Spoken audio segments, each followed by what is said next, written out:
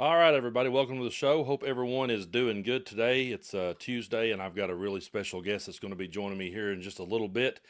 My good friend Texas Paul is going to be on the show, and I'm always excited to talk with Paul. He's one of the first people that I really did talk to when I started doing this kind of content, and someone who encouraged me to pursue this. So it's always good to have him on the show. There is so much happening, though, when you do this kind of content full time, all the time. Um, that Steve Bannon said they were flooding the zone, and we're learning that the hard way because one story breaks, and before you really have a chance to react to it, something else, another layer gets added on top of it, and pretty soon, you're just constantly trying to chase your own tail to catch up with all the news. So there's a lot of times where so many stories will be breaking so fast that I do my best to cover what I can, and then I think to myself, well, I'm sure Texas Paul will get this one, or maybe Coach D will grab it, or someone else will grab it because there's just so much going on. And we're going to be talking about a lot of that today.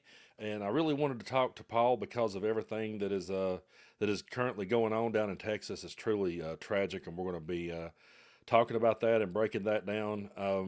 I just really wish, I'll say this before we get rolling, I just really wish that these kind of moments that we have where we see fellow Americans in need, I wish that we weren't living in such, deeply divided times to where everything just becomes people throwing stones at each other at a time like this. But that's the era that Donald Trump has ushered in, and unfortunately, we're going to be here for a while. So I'm going to enjoy this conversation with Texas Paul. So I see he's made it, and I'm going to go ahead and bring him on in here, Paul. It is so good to have you, man. I'm not. Hold on one second, Paul. I'm not hearing your microphone. Are you It's muted? good to hear. Good to be here, amigo. Okay, there we go. Got you, man. It's so good to see you. Hope everything's going good. I know you're a pretty good distance away from all the flooding, but I know it's happening down there in your home state. And man, every time I see more or read more, it's just it's truly tragic. And my heart goes out to Texas. It is, man. It is. It. What's going on down there is, you know, just to. I hate to go all Bill Nye the Science guy on you, but this kind of thing. They call this place Flash Flood Alley, where this happens. We have seen this before. And the first thing Republicans tried to do is run out. It's 100-year storm. There's nothing anybody. No bullshit. It happens about every 20, 25 years down there. We get this much flooding. And this, what makes it so bad this time around is it's following a drought, Brando. It's following a drought. Now, you live up in Tennessee, so you know what it's like to live on rocks, man. I mean, you get a little bit of thin layer of topsoil on top of rock. It's the way it is, man. Down there, it's all limestone. So they've been having a drought, and when you have a drought, the ground gets compacted and tight, and it will not just readily take water. That's why it's so hard to snap out of a drought. So you get a big rainstorm that drops 8-9 inches of rain on an area that's one, it's all limestone, so it's difficult for water to find places to go anyway. But two, the ground itself can't absorb any of the water. It's going to be really slow before the ground loosens up. It's like when you go out to your yard, man.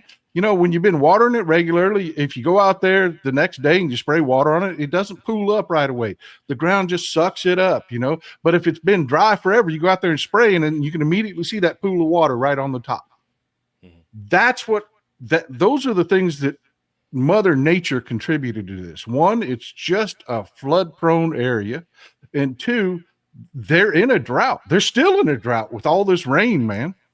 Yeah, and you sent me an article about that, and I thought that was very interesting. I didn't realize that was even a possibility that you could literally have a flood and a drought at the same time. But I appreciate you explaining that because I was sitting here scratching my head, going, how do you have a flood and drought at the same time? But man, it's just it's so crazy everything that I'm seeing happening. And of course, the governor's response and Trump's response is always going to be. I mean, you're in blood red Texas, just like I am here in Tennessee. So I'm always dreading when something like this happens to a state like ours because I know how that our politicians are going to react with it. Yeah, and we still don't know where Greg Abbott was. We don't. We know that Ted Cruz was off in Greece, despite the fact that we got warnings here that this was going to happen, and that's one of the things I want to bet down is they're saying that we didn't get warnings. No, the National Weather Service put out warnings. They did. The problem is, it's really not sufficient. It's not. They're not at a full staff. An old boy by the name of Paul Ura was the coordinator for these warnings. He retired a couple months ago because of Doge. He took the early retirement from Doge, and he hasn't been in the office for a couple months. So yeah, you've got that situation. You've got a shortage. The National Weather Service, before any of this happens, before Doge came along, the National Weather Service said, look, we're understaffed, we're undermanned, our meteorologists are working way too many damn hours. Hell, the Houston office is understaffed by 30% right now. I mean, this flooding is going to happen elsewhere. But in this situation, they were busting ass, man. They were. And they were doing everything they could to work the extra hours, and they put the warnings out. But here's the problem, Brando. The warnings came at 1 a.m. This didn't happen at noon when everybody was awake and out playing volleyball at the camp. Everyone was dead asleep. So the only warning system they had was cell phones. And for the most part, they don't allow them kids to have cell phones. I don't know the case of Camp Mystic, the one that got, just absolutely devastated. We're up to over 100 dead so far, but this happened in the middle of the night. What could have fixed this, y'all have tornado sirens, right? Oh, yeah. Yeah, almost everybody has a tornado siren that's near them. You hear that go off, your head is on a swivel. Yeah. I'll sleep through an alarm, man. Shit, I'll set my alarm for something and I will sleep right through that. If Mrs. Texas Paul ain't there to hit me and wake me up, I'll sleep right damn through it. But that tornado warning goes off, there's something in your head. Oh, yeah. I mean, oh shit, what's going on? We had back in 2017, Kerrville took a look, the area where this happened, took a look at putting in a flood warning system because this happens so damn often in this area because of the topography, man. It just is. It just is what it is, Couldn't do it. No money. Couldn't find the money. Too expensive. We're not doing it. The federal government said, I'll give you $1 billion to do it. And Texas being Texas, government's bad. No, we can't take no government money for Medicaid. We can't take no grants for early warning systems. We can't do that. That government's bad. No, bullshit. Government is good. And had you done your fucking job and taken that money and built that system, I bet you 80% of the 80 people that are now dead would not be dead today. I'm telling you, 4 out of 5 people that died in this flood would not have died if they had just taken the damn grant, taken the money, and built the damn system. But no, they've been living, you know this, man. They live off that. Government is bad. It's their whole fucking culture, man. Yeah. You live with these people. Oh, yeah, man. I hear it all the time, and I talk about it a lot here on the channel. It's, there's so many people that continue to have that belief even now. Exactly. Exactly. So many people have that belief, and man, it's really, I done a video the other day where I talked about this. It's kind of always been this way with people. This is no joke. This is a true story. Back years ago, my grandmother, my mom's mom, she was always a card-carrying Democrat her whole life, Southern Democrat her entire life. And her mother-in-law, which would have been my great-grandmother, was a staunch conservative. I mean, hardcore, and was completely against FDR and the New Deal. Completely said that was giving people handouts. It would make people lazy. She dogged him all the time to my grandmother. They used to argue politics really hard. And the day that FDR died, my great-grandmother looks at my grandmother and says, boy, the earth sure does smell sweeter today now that he's gone. And I thought of that story here recently. I thought about it, and I thought, because you see people celebrating cruelty. You see people, celebrating and laughing about alligators eating people and stuff like that. And you say, man, sometimes we'll catch ourselves saying, man, this world's gotten so cruel. But I really believe it's always been this way. And I believe that people, had people back in those days had a Twitter account or a YouTube channel. We probably would have heard our great grandpas saying stuff that would have made our skin crawl, really. So, it's just brought out so much hate and division. And in times like these, when you see, people suffering, and you're trying to get people to come together, it's so hard when you've got people like that just always taking the low road. Yeah, man. But it's the culture. I did a whole show on this. My last show was about the whole thing about Democratic culture and Republican culture and how we need to be developing a culture. We don't have that. When you ask somebody, what is Democratic culture? Yeah. You know what I mean? But you ask somebody, what's Republican culture? It's monster trucks and UFC fighting and the whole Democrats are bad and commies and this, that, and they've got an entire culture that you had old Ralph Reed went to the churches, inbred Jesus and Republican Jesus, but was born. And then all of a sudden, the message that Jesus taught wasn't really that great a message because, everything Jesus talked about is what we Democrats do. So what did they do? They made it all about abortion, abortion, abortion. Everything's abortion. Everything's abortion. Every other message, everything out there is useless to them because that is not what the Republican Party does. They're not the party of, being their brother's keeper. They're not the party of any of that. They're not good people. So the prosperity doctrine was born.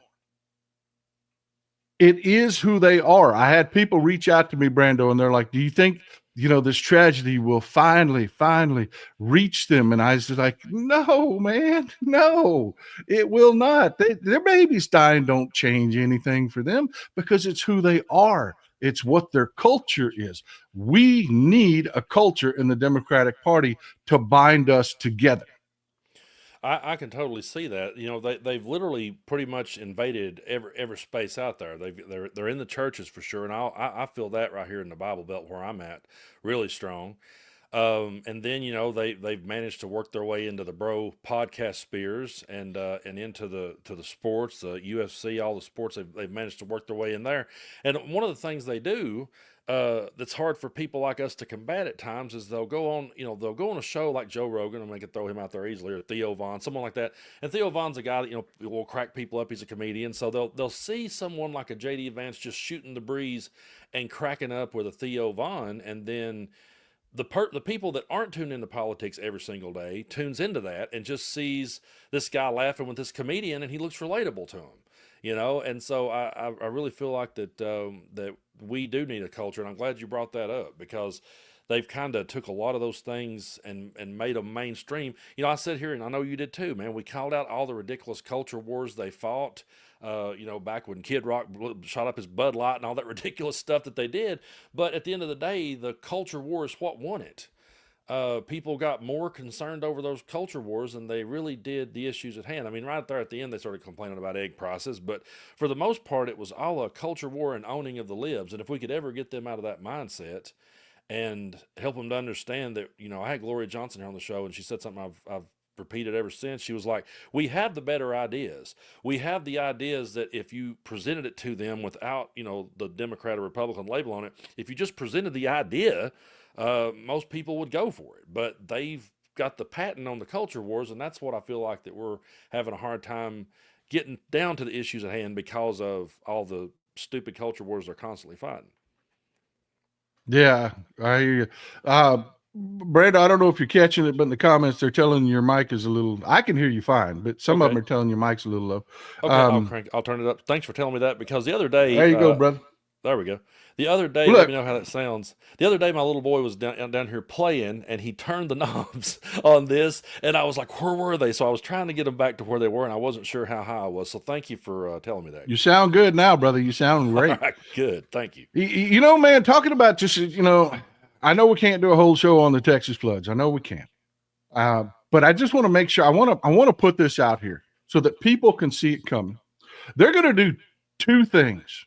They screwed the pooch on this. They turned down the government money for the early warning systems. Their whole government is bad mantra. The cuts, everything makes them look bad. So they're going to do two things. One, they're going to bury people in bullshit. Right now, all over this app, and every other app, there are people talking about cloud seeding. Cloud seeding did this. They were cloud seeding. Yes, they were cloud seeding. We are in a drought in Central Texas. So yeah, that's what they do is cloud seeding. But they count on the fact that you don't know shit about cloud seeding. Why would you? Why would you know a damn thing about cloud seeding? You wouldn't. So they're just going to flat out freaking lie. And let me tell you, they cloud seeded all the way up to July 2nd. They caused this. No, folks. Cloud seeding is real simple. This isn't hard. And stick with me here, okay? Y'all know what humidity is. Y'all know that there is a dew point. There's the point where you reach 100% humidity and condensation forms, right?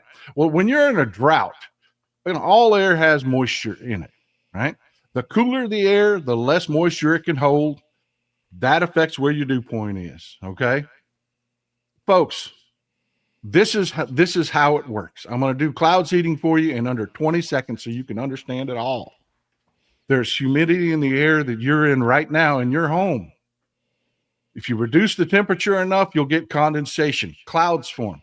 That's why you look out sometimes it's a blue sky. Sometimes there are just clouds out there and it ain't raining. But there's still condensation there. Well, if you're in a drought, you need that moisture to fall out of those clouds. So what they do is they take a plane and they spray silver iodide into those clouds. They don't make the moisture. They don't, all they're doing, people know how rain works.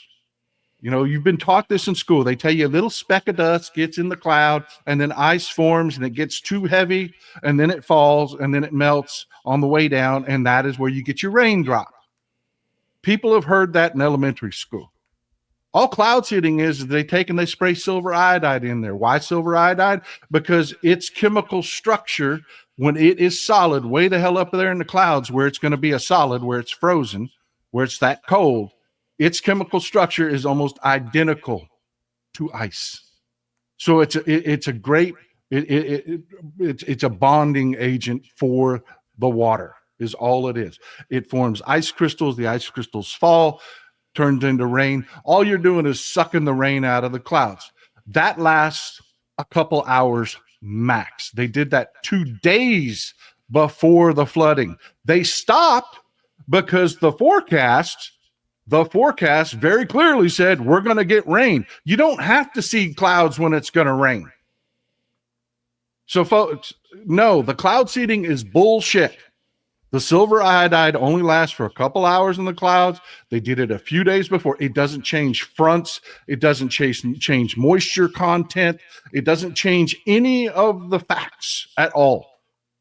But these people out there, that's the first thing they need to do, Brando, is they need to bullshit people with something that they don't typically understand. The same way they attack transgender people, because most people don't know a transgender person. So they can go out and say any goddamn thing they want about them.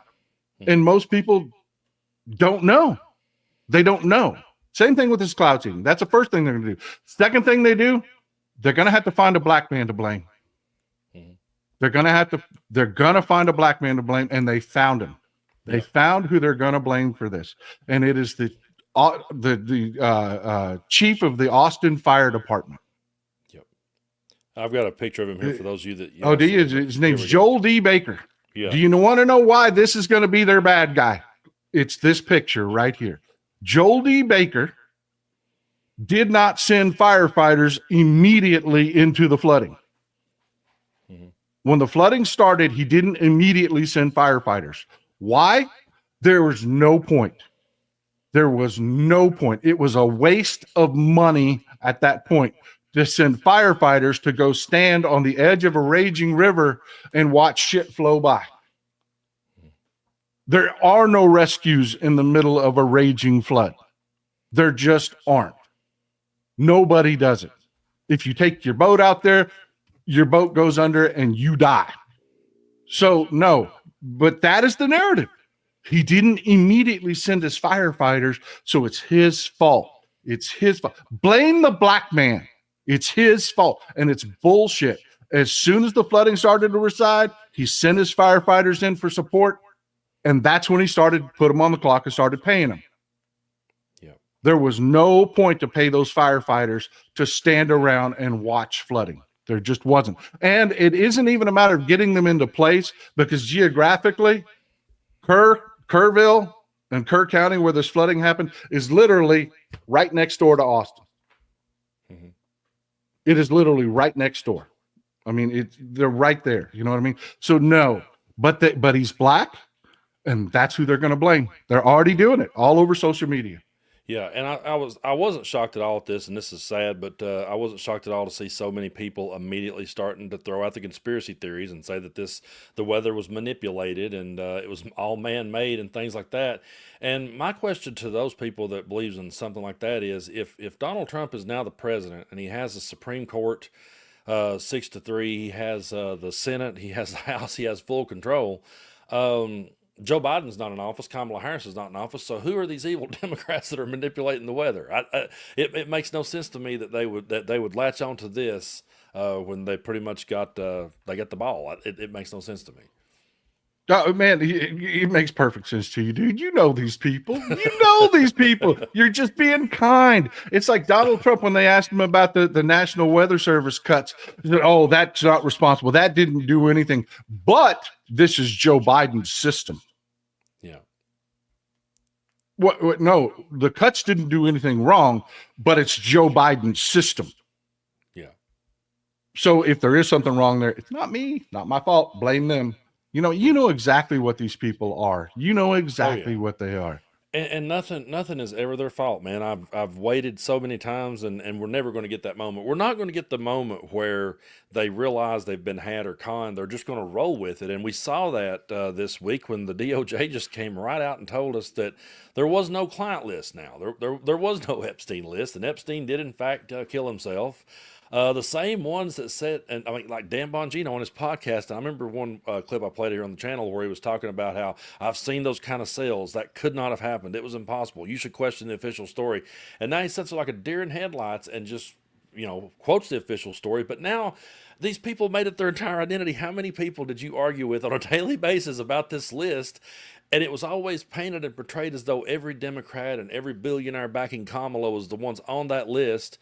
And yet, now there's no list. So how do they roll with that? Me and you aren't that way. I guarantee you, if the role was reversed and we had set and said there was a list for years, and then someone said no list, guys, we would have questions. But a lot of them just roll with it. Oh man, no. Look, this is the one thing that I think both right and left have universally had the same response. When Pam Bondi a couple of weeks ago said the Epstein list is on my desk, and then they released this report said there's no Epstein list, everybody let out in unison, bullshit. Yeah. Bullshit. Now here's the difference between Republicans and Democrats, Brando. Here's the difference. Republicans came out and said, we got the Epstein list, man. Oh, we're gonna publish it, and woo, you Democrats gonna be sorry. We're gonna publish this list. And Democrats said, publish it. Yeah, do it. And Republicans said, but you don't understand. I'm gonna tell you, I'll bet you Bill Clinton's on that list. I bet you Bill Clinton's on that list. You want me to publish it now? Fuck yeah, publish it. And Republicans went, oh shit. What do we do now? Because there's a lot of Republicans on this list. What do we do now? There is no list. There's no list at all. No list at all. Bullshit. There is a list, and there's a lot of fucking Republicans on it. That's why the list went from Pam Bondi's desk to Pam Bondi's trash can. Yeah, I guarantee you. It's so crazy to me, man. And that is a great point, because we've always been the ones to say, yeah, if someone's on there, show it to us. If they're guilty of something, we're not going to sit here and defend it. It's like that's the type of reasonable people we are. And so they backed themselves into a corner, but it was so many of them's talking point for so long. And like you said, they dangled it over, they held it over our head like as a threat. It's what they were going to do. And then they got it. Here's their moment. And I always make this point.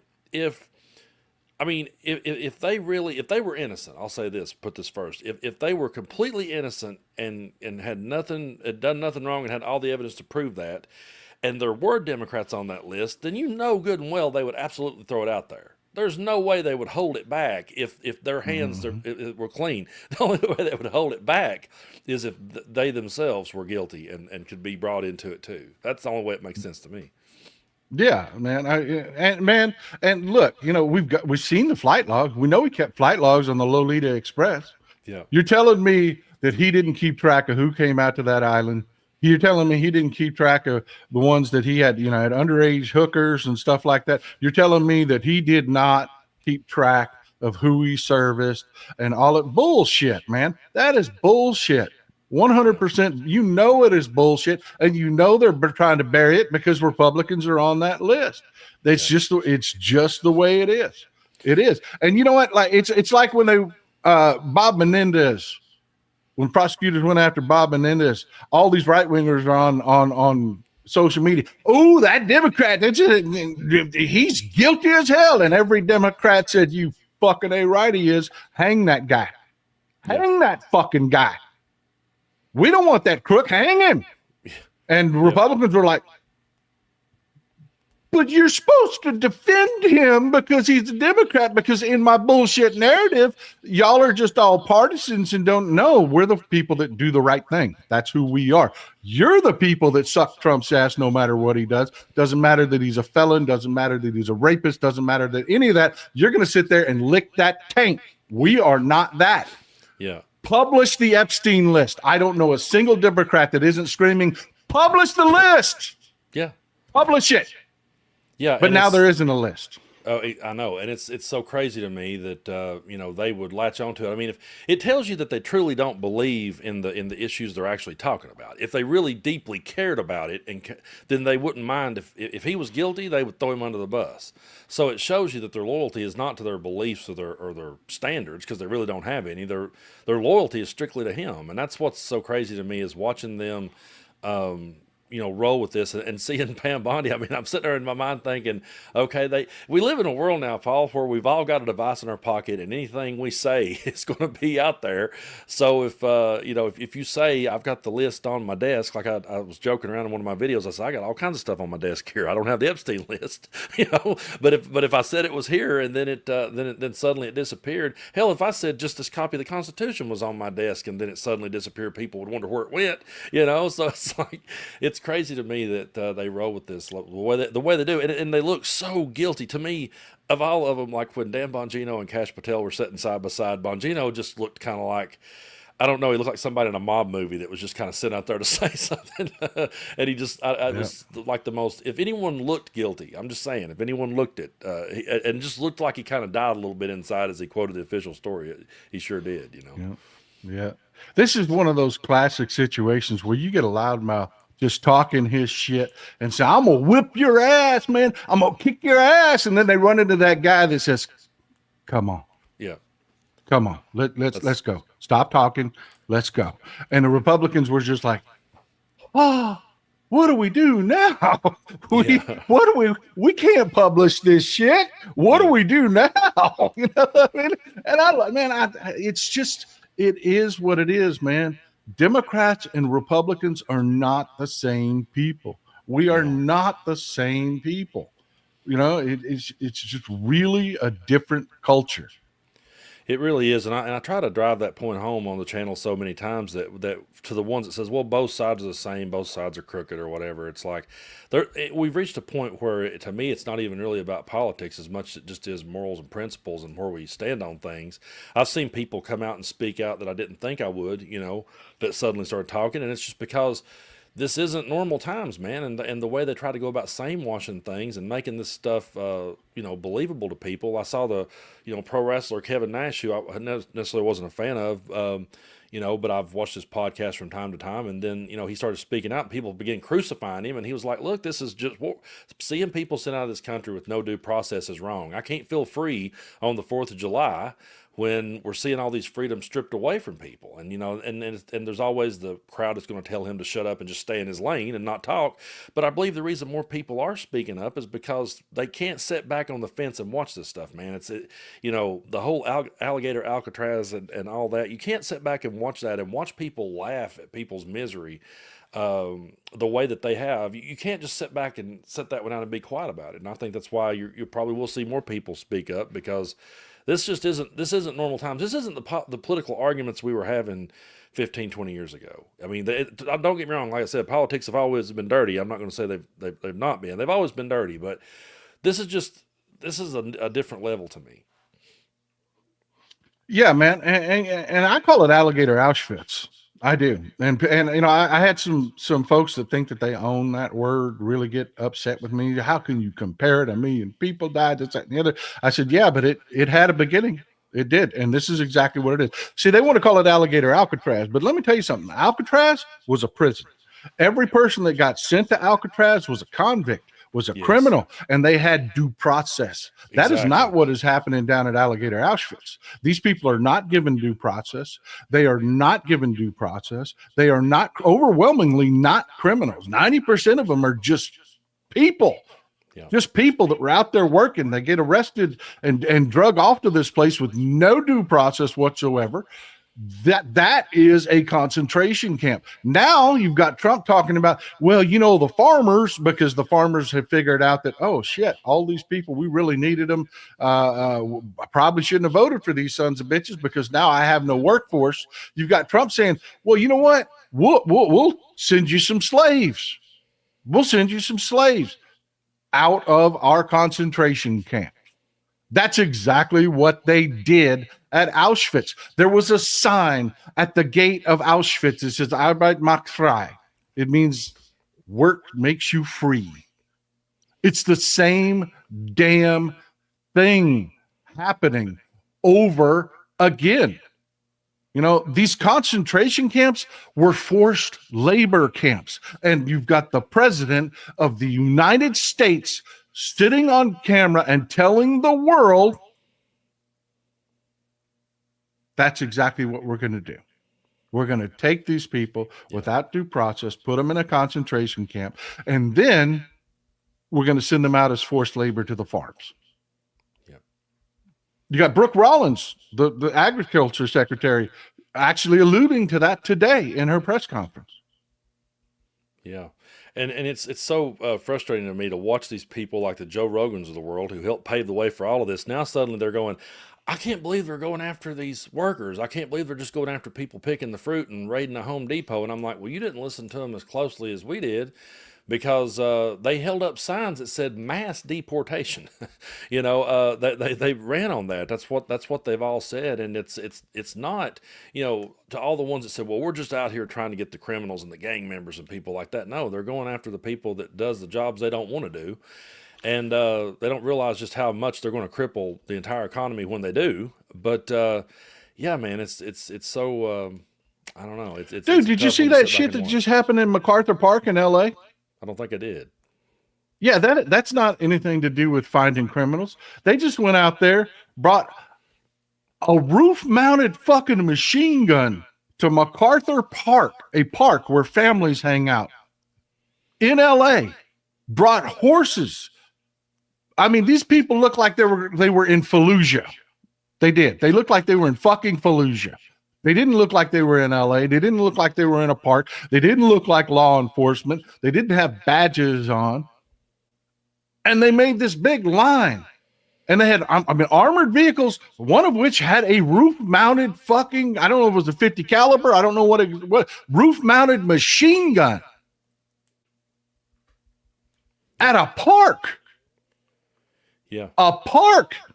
And Karen Bass, God love Karen Bass, man. She came out there and said, get the fuck out of my park. And they did. They did. She said, look, we're going to have a problem. Get out of my park. This is bullshit. We are about to go. We are about to go. I'm about to call about 10,000 LAPD cops down here to arrest your ass. Get the hell out of my park. And they did. They packed their shit up and left. Yeah, man, it's so crazy. This is where we're at now, and I don't know. I have people all the time say, how do we ever get back to any sense of normal? And to tell you the truth, I don't have the answers. I'm just sitting back watching everything unfold and hoping that we can find a voice of reason somewhere and get back to some level of sanity. But Trump, like I said earlier, Trump has the patent on these culture wars. He's got people, just sitting back and enjoying a lot of his rhetoric and his theater.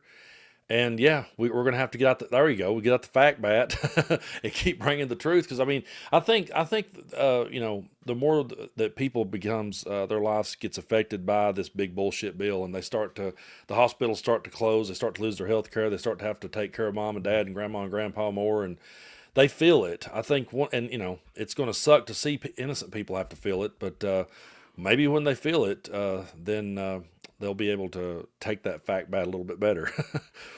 You know what we need, Brando, and I wanted to talk to you about this. You understand crowds, man. You understand audiences. You understand winning people over and making people happy and toe tap along and clap and stand up and cheer and dance. I mean, you get that, brother. You get that. We need a democratic culture. We need a democratic culture. See, what's going on is the midterms, we're going to do okay. We are. People are looking at this, and like you said, you got even Joe Rogan saying this ain't exactly what I thought was going to happen. We got a lot of people that on the right that are going to stay home. Now, they're not going to cross the line and vote Democrat. They're not going to do that. That's against their culture. That's against their culture and their self-identity.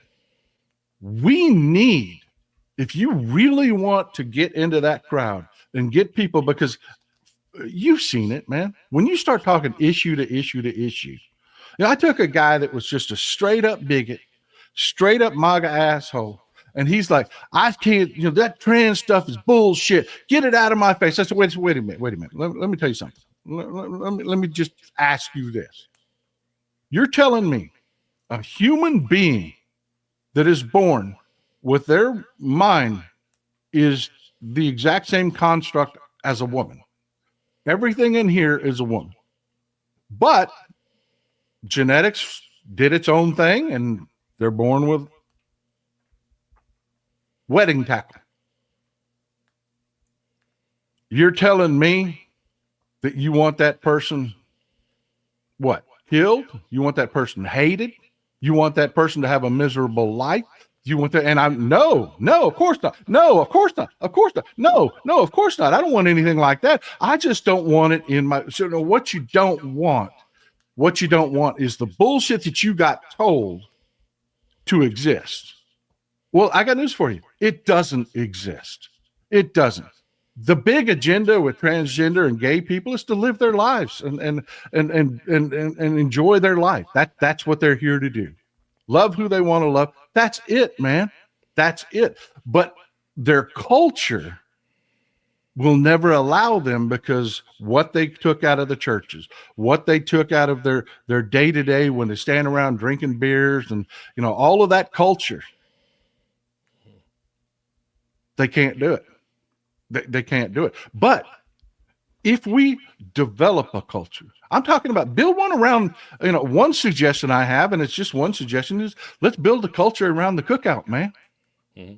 Let's do that. Let those images, me, you, Asian people, Black people, Hispanic people, all at the cookout, having a good time out there, dancing a cumbia, and just, having a good time. Give that guy that agrees with 80 to 90% of what you say an option.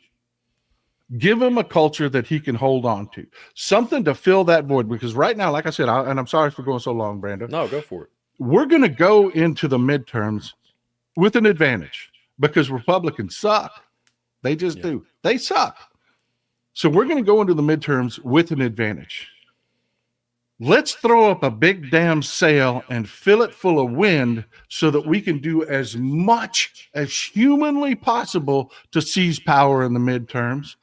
Let's build our message.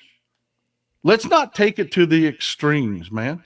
Let's just be clear about this, and I'm gonna stick my neck out there, because I'm gonna, our coalition isn't really a coalition. It's a bunch of disparate, purists that all want their thing, and we all just happen to be in the same real estate. You know what I mean? It's not an armada of ships sailing. So let me put it to you this way. All Palestinians are not Hamas. They're good people. We want a homeland for them. We want to stop what Netanyahu's doing. Israel is filled with leftists. We're not going to destroy Israel for you. We're not. Israel has as many leftists in it as the United States do that do not believe in evil or bad things. So we're not going to destroy that country for you. That's where we're rolling. You're not going to destroy Israel, and we're not going to destroy the Palestinians. We're going to do everything we can to give the Palestinians self-rule and their own choices. We are going to build a coalition around, look at what Mamdani is doing in New York. Great platform. Serve the people, fix the interests of the people, city-run grocery stores, free buses, do things to lower costs.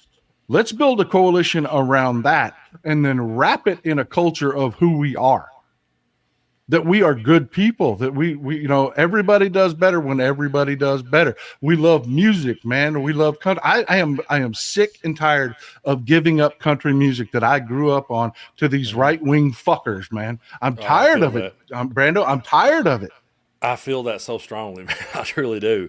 And, I think one thing that's worked against us over the years, it's the way that they go about presenting the argument to the apolitical dude down at the factory. And I've seen it happen. I've witnessed it. I've witnessed where, people will present the argument like, well, those Democrats, they want to kill babies, and they want to give surgeries to kids while they're at school. You don't want that, do you? And then of course the person's like, well, no, I don't want to, I don't want that. So they kind of paint us in this box, and they have for years, and called us baby killers and all these different titles they've gave us.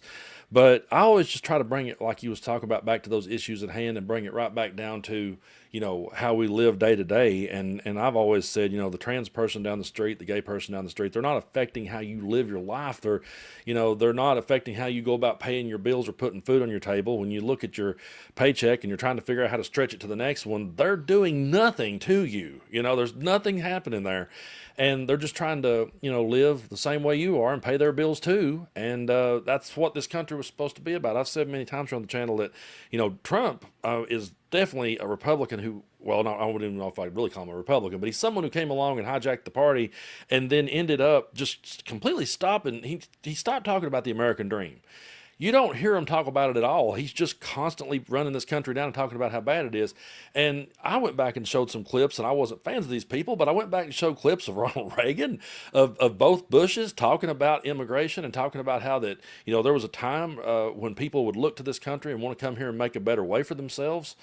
And, I think that's what we have to get back to is be in that place that people do want to come and, and celebrate the American dream of what we people like you and I grew up on.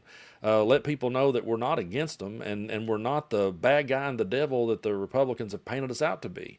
They've definitely moved into all those spaces we talked about earlier, the podcasts and the churches, and they've moved in everywhere and took over and got really loud. But I just think we have to get louder and let people know that they built a straw man argument here, and that's not us.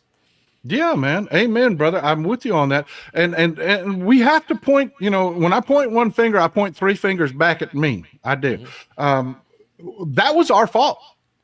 Yeah. That was our fault. See, they went into churches with old Ralph Reed building these coalitions, and we said, well, let me tell you about our policies. And our policies were better. Our policies were better. Well, let me tell you about our policies. Then they went into popular culture, and they called us commies, and they called us this, that, and the other. And we said, look, we're not going to engage in that. We're the government.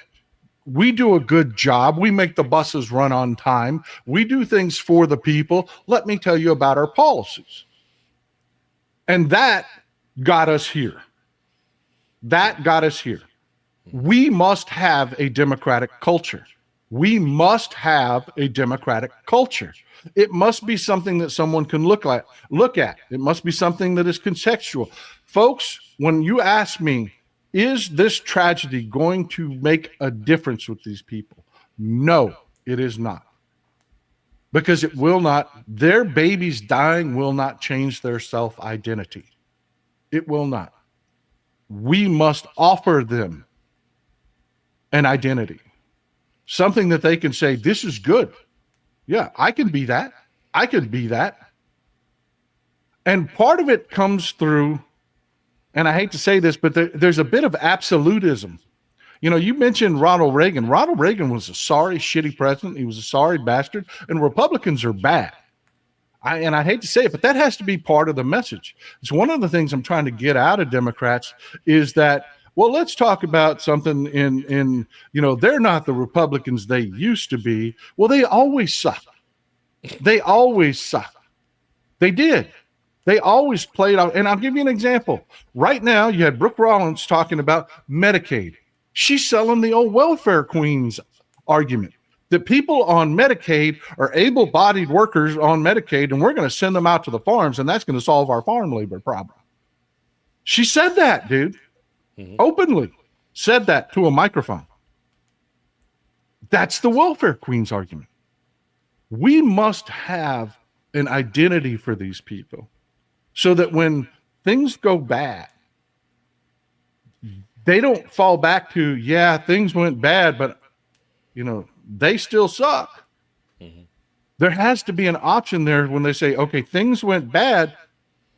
They're an option. Yeah. They're an option. Look at that old boy. Look at that old boy, Brando, man. He likes good music like me. Look at that old boy, Paul. He's a coffee drinking fool. He sits there and sucks down 3 pots of coffee a day, just like me. And we all like to go fishing, and we all like to, we've all had to. Let me tell you a terrible story. I know this area where the flooding happened, okay? I did. I grew up there. There's a lake over there called Medina Lake. True story, man. Totally off the wall, true story.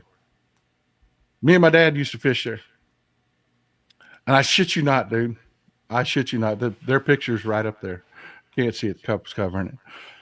Me and my dad are fishing there. And my dad, he looks around.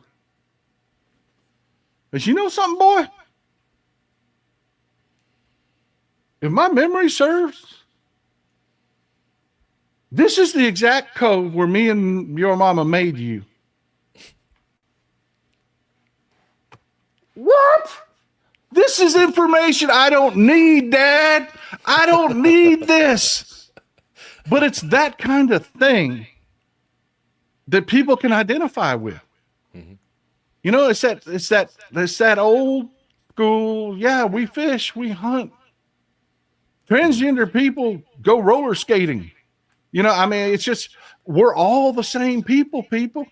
Everybody does better when everybody does better, but we've got to come up with some iconography. We've got to come up with some music. They've got proud to be an American. We've got to do it. We've got to do it. And we're going to have to drag the party kicking and screaming there, because even today, the party wants to tell you about their policies and why their policies are better.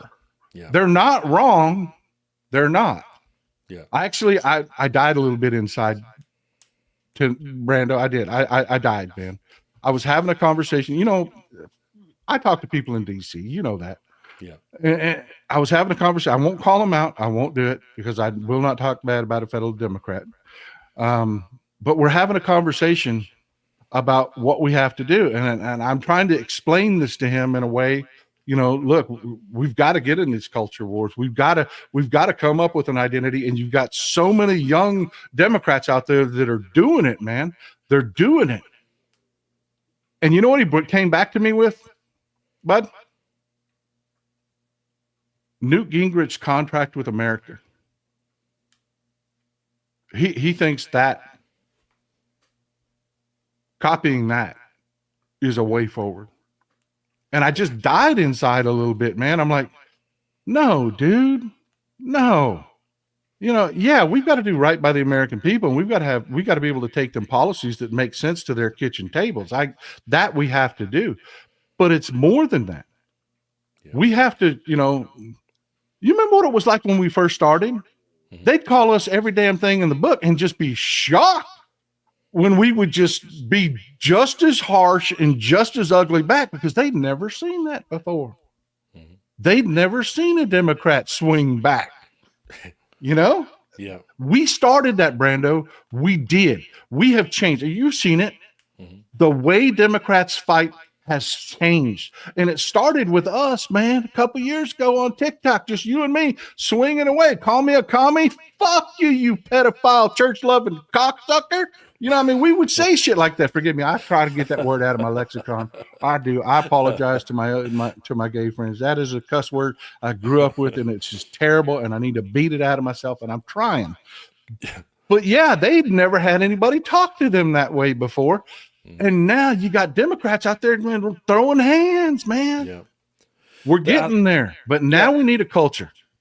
And I remember, we did talk about this years ago. Both of us have had this conversation in the past, but there's a lot of people here that probably haven't heard us have this conversation. But we talked about how that we know we don't look the part. Like it's one of those things where if two people that didn't study politics or pay attention to politics was to scroll right now and find this video and see a dude in a bandana and a guy in a cowboy hat talking, they'd think we were two redneck boys that were going to just be spouting MAGA talking points. But I said to myself, I was like, this is who I am. And there's so many people out there that do think like me and you, man.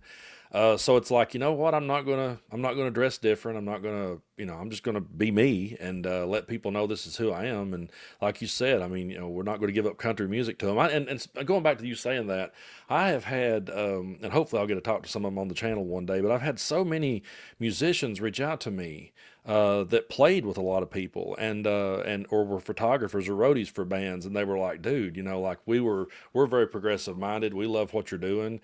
And, and they explained to me a lot of times that a lot of these musicians that disappointed us politically were just kind of doing it to play to a demographic and not necessarily that they fully even believed it, Yeah.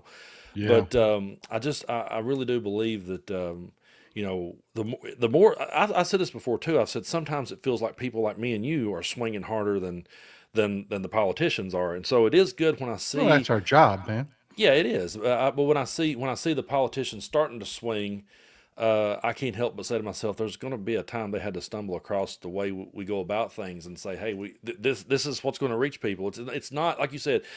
You can stand there and talk your policy all day long, and you can point at a chart or a graph, and you can say it's this person's turn or whatever, but that's not going to resonate with the guy down at the loading dock. He doesn't understand that. He doesn't. They don't understand. I mean, that's not what resonates with people. So that's why we try to go about it the way we do, just talking like two people, just sitting at the bar having a conversation. Well, it won't come from being nice. We got to, when they go low, we got to jump in that ditch. We got to break out the old fact bat. And I'm not saying, and I had somebody ask me a question. She says, they lie. Well, I guess we got to get used to lying. And I'm like, no, man, no, that's the beautiful part. That's the beautiful part about this. We don't have to lie. Yeah. We don't.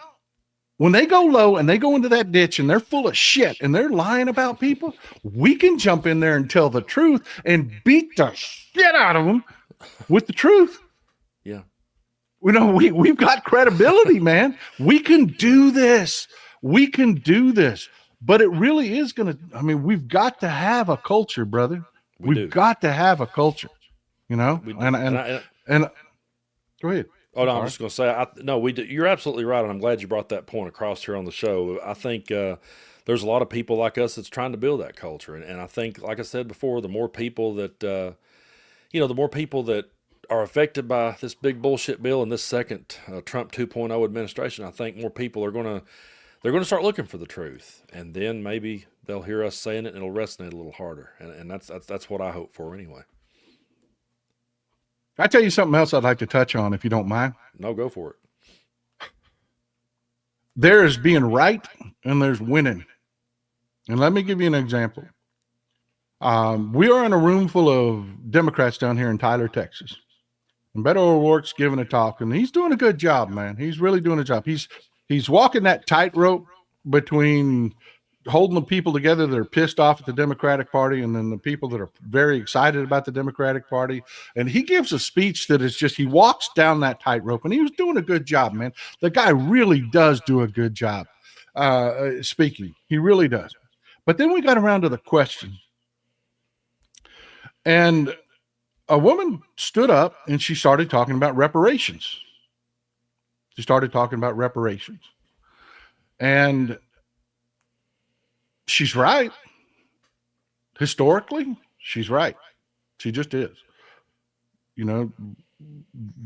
the black community has been screwed with redlining, with the way banks operate, with the way corporations operate, the way they've been scapegoated, the way we use drug laws. There's a whole argument to be made there that she's absolutely right, that we do owe the black community something. We do. But the minute she said the word reparations, she lost 3/4 of that crowd. She just did. Because so many people in that crowd said, fuck me, man. You're not the son of a slave. You're not the daughter of a slave. And they don't know the full story about, all the systemic things that have actually happened. It's why they can go after CRT. They can go after things like, because people really don't understand what it means to grow up a minority in this country.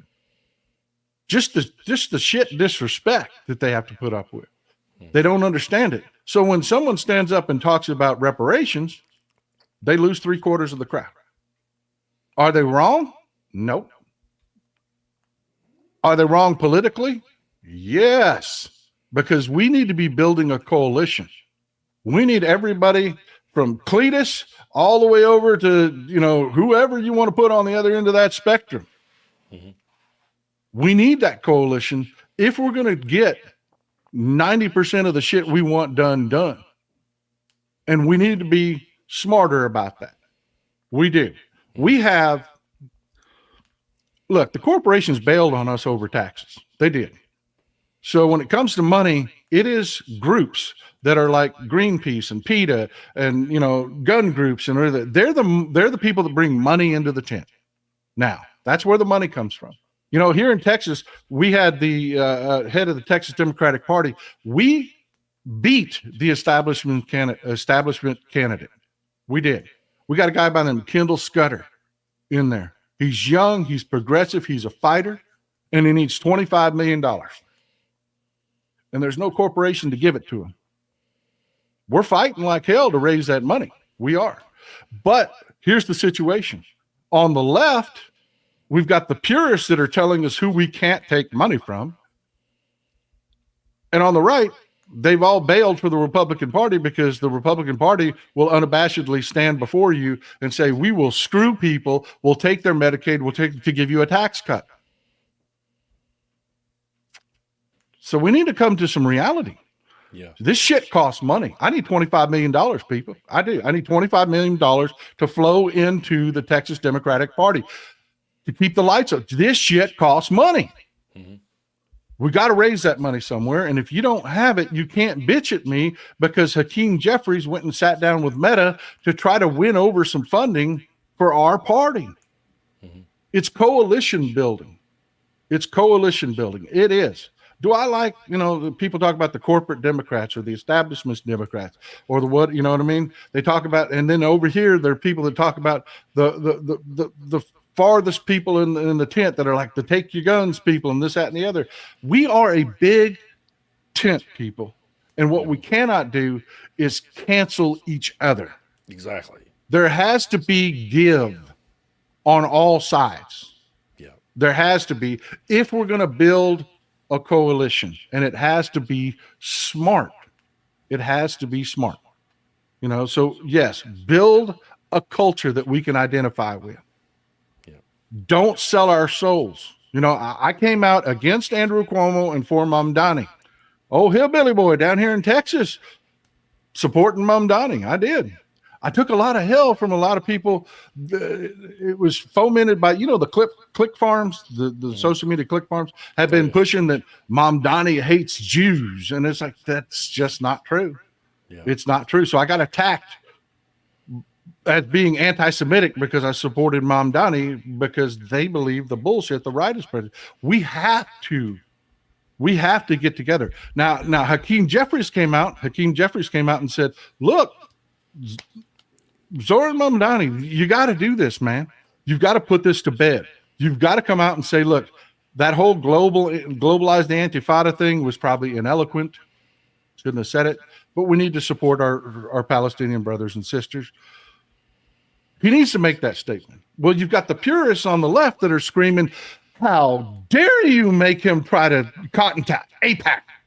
How dare you? And it's like, no, man, Hakeem Jeffries is just telling you, build the coalition, bring in the party. We have a lot of Jewish voters. Might as well bring them along, right? You know, I mean, we need to be fighting smarter, not against each other. And for God's sake, stop shit talking the Democratic Party right now. Right now, Chuck Schumer, the corporate media won't tell you what he's doing. And the grifters that are all over YouTube and everywhere else that make a living off shitting off the Democrat, the Young Turks, people like that won't tell you what he's doing. Right now, I can tell you what he's doing. I've made some phone calls. Chuck Schumer is fighting his ass off to get hearings on the National Weather Service so that we can have congressional hearings about the cuts that Doge made and they can present evidence to us. He's doing his fucking job, people. He's doing his job. So, yeah, pull it together. Let's all pull it together. Let's make our messages smart. To tie it back to land this plane and tie it back to reparations. You talk about redlining, you'll get every Democrat in the room. Every single Democrat in the room. No one believes it's fair. No one thinks it's right. They will regulate the banks to make sure that shit doesn't happen. You talk about food deserts. You talk about what Mondani's talking about with, hey, grocery stores don't want to build grocery stores in those neighborhoods. We'll do it ourselves. We will have city-run grocery stores. We'll do whatever it takes. You can go from any different point you want, and you will get 100% coalition. The moment you say reparations, you lose 70% of your audience. So do the smart thing. Take the win. Get the 90%. Let's do this. Let's do this. And no, it's not some old hillbilly boy telling black people how they need to talk or what they say. I'm simply talking about politics and winning. Yeah. That's what I'm talking about. And our side, I say this all the time, and I've said it, and I'll just continue to say it. You know, our side is a much broader spectrum of people. We're going to have different viewpoints. We're going to look at things differently. That's just the way it is. But like you said, we do have to play smarter, and we have to work. We have to win because you can get mad at a certain person on the left or whoever. You can throw stones at them and get mad and stay home or write in a third party, and you're doing nothing but harm to the cause. And so I think that. If we can get more people to realize, and this is the point I always drive home, whatever issue you may have with whichever Democrats over there, whatever issue you may have with them, that you disagree with them wholeheartedly on, the question I would have you ask yourself is, how would a MAGA Republican, how would a Trump or a Vance or anyone like that, how would they handle it and make it better? You know, it's like you could disagree with Gavin Newsom on something. You could disagree with Andy Beshear on something. Whoever's out there, you could disagree with so many people and say, I don't like that guy because he believes this. Okay, well, how would Trump or Vance make that issue better for you? They wouldn't. They would be worse. Like you said, they've always been shitty. And so I just think that we need to stop casting stones at one another. And that's why, I sit and hear our side out. I want to hear what we're thinking, hear what everybody's thinking. Welcome all the ideas, listen to them, hear them out. But at the end of the day, like you said, there has to be compromise. There has to be some give, and we have to work together. Because if not, we're just going to continue to lose. And as we lose, the country loses too. Well, a perfect example is John Fetterman. Yeah. Perfect example. That guy pisses me off damn near on the daily. He does. Me too. But you never hear me mention his name unless I'm making this point. All right, let's start at the beginning. Who's better? John Fetterman. If you know everything about John Fetterman, you know about him today, all the stupid shit he said and the frustrating things that he said. Who's better, John Fetterman or Dr. Oz? Because Dr. Oz right now is in the Trump administration, rubber stamping everything Trump wants done. Yeah. He is spreading propaganda. He is part of the bullshit problem. He's fucking your Medicaid, your Medicare, all, you know what I mean? He's doing it. Mm-hmm. Fetterman or Oz? Fetterman or Oz? It's Fetterman all day long, every day, including Sunday, twice on Sunday. It's Fetterman. He's fucking annoying. He is. He says stupid shit. He's a political neophyte who is in and there. AOC said some stupid shit. She did. But she kept plugging away. She said some stupid shit in the beginning. She really did. But she kept plugging away. And look how good she is now. Fetterman is saying stupid fucking shit. I got a suggestion for you. Stop making Fetterman the face of the Democratic Party. And I'm not talking about Republicans. I'm Yes. talking about Democrats. Mm. Did you hear what Fetterman said? Ignore him. He is voting. He is walking into the Senate. He's walking to his desk. He's putting his card in the slot and pushing the button and voting the way his leadership is telling him to vote 90% of the time, 99% of the time. He's voting the way you want him to vote. Yeah. Yes, he will say stupid shit. The way you deal with him is the same way you deal with Kirsten Gillibrand. Ignore them. Make I them agree. irrelevant. And then in 4 years, when you can primary him, if you want to primary him, you can find somebody that's a Democrat that represents your interests better, primary him. But Yeah. don't make the next 4 years about him and stupid shit he says. Exactly. Don't do that. I'm so glad you brought that point across because I see it so much, and I steer clear of it too. I'll reference him. I'll reference him the same way you just did if I'm making that point. But there's times I've scrolled TikTok and every other video would be someone bashing Fetterman, and I'm like, well, okay. When you do that, what you're doing is you're playing right into the hands of MAGA, and those apolitical types that thinks both sides are the same. They look over and they see our side painting our own side in a negative light. So it doesn't inspire anyone to want to be part of our culture or get behind what we're saying because here we are, tearing it down. So I think that's a great point. Like, it's like he does say stupid shit. He gets on my nerves every day, and I could make 5 videos a day off something stupid he said. But Yeah, it's like, but you know what? Instead of talking about that, man, let's talk about Chip Roy. Chip Roy's the Exactly. congressman in Kerrville. And you know what Chip Roy said? Stop fucking asking questions. How dare you ask questions about what happened? How dare you ask us Republicans what we did wrong? Yeah, let's talk about that. Yeah. Let's talk about that. We need to. Those are and like I said, I'm always going to go back, to talking about what I feel is the bigger threat to our country and our democracy and our way of life. And it's truly the Republican Party in my eyes. I don't think the Democrats are perfect. I'm never going to sit and say that they are, but I'm also not going to, just spend all of my time talking about something that someone said something stupid. I don't think it really accomplishes a lot. But Paul, I really have enjoyed this conversation. I wish I could stick around longer, but I do have some Are we out things of to time? do. I guess we are, man. But I've absolutely enjoyed it. We could sit here the rest of the day and I wouldn't have even noticed the clock, honestly. But I truly do, man. Appreciate you so much. And where can people find most of your content these days? Where are you at? Where are you spending most of your time at? I do I do Coffee with Texas Paul 3 days a week here on YouTube. And I don't know if you notice how pretty I look. Modern technology has finally reached me. I have the internet speed to where I can actually do the longer form videos and upload them to YouTube. I do shorts 1 or 2 a day because it just took so long. I would do a short video, Brando, and it would take me an hour and a half to upload it to all my platforms. Wow. Just the uploading part. Then you got to go back and do Troll Patrol and all that other shit that you got to do with them. Man, it was more than a full-time job because of the internet connection. Now I'm screaming, buddy.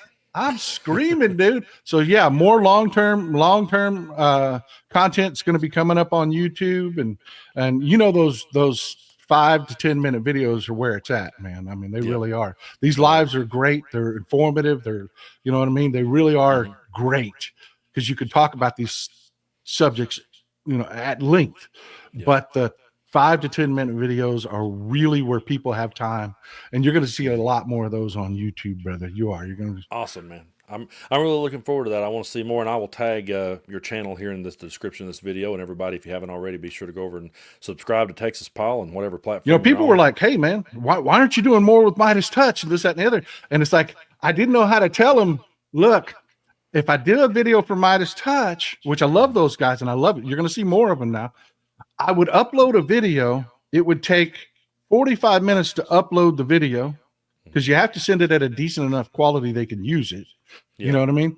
And if there was something wrong with it, because, Brett is fucking fantastic. He really is. He would sit there and watch this entire video and go, you misspoke here. Can you fix that? Can you? And it's like, yeah, I can fix that. And you'd reshoot the video and then you'd send it back to them. And then we've missed the news cycle. So it doesn't come out for another day or two because, you know what I mean? Mm-hmm. And it was me. It was on my end. It was on my end and my infrastructure, which I fixed it. I am in modern times. It is freaking amazing. Dude, you should see me, man. I am binge watching everything right now because I can download it on.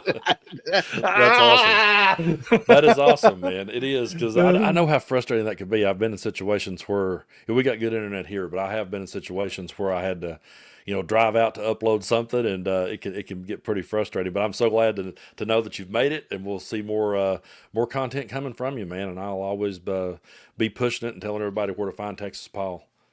Yeah, man, we got to get together more often. I love spending time with you, man. I really, people. Let me tell you something. This guy is just this nice. This isn't for the camera. This isn't for the, you know what I mean? He really is this nice. He's a good guy. And I love spending time. I love talking to you, brother. We need to keep doing it, man. We really appreciate that. We will. I'll come on Coffee with Texas Paul anytime, man. Just holler at me and we'll do it again. There'll be plenty to talk about. All right, man. Take care. We'll see you next time. All right, everybody. It's always a great time talking with Texas Paul. He's one of my favorites and a true hero, and I love the dude. And so I hope everyone enjoyed the show.